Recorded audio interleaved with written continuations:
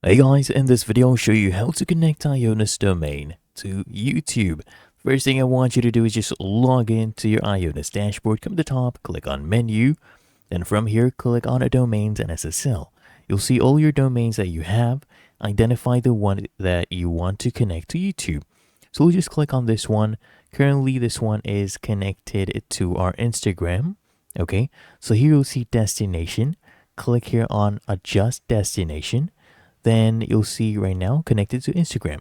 You just click on this right here, adjust connection to external page, and it'll let you choose which third party you want to connect to. So here under social media services, you should see YouTube.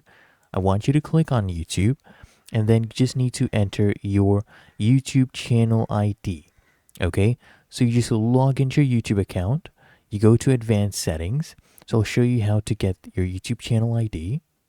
Here at the top right, you just click on your profile icon, and then you scroll down, you click here on settings, and then here under account, you will see your channel name. You'll see view advanced settings. I want you to click on that, and then you should see right here your channel ID. Just go ahead and copy this. As you can see, copy to clipboard.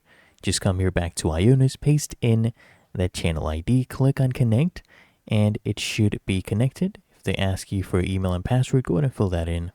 And as you can see, it's now connected to YouTube. So we can go ahead and test it out right now. We'll just go ahead and copy this and we'll paste that URL right there. Before it was connected to Instagram, and now it should redirect us to our YouTube channel. All right, so if you get an issue like this, that's okay. Just wait a few minutes because it takes about 2 to 3 minutes for the time to live. So if we try it again, it should redirect us, as you can see, to our YouTube channel right here. And it's really that easy, and that is how to connect IONOS domain to YouTube.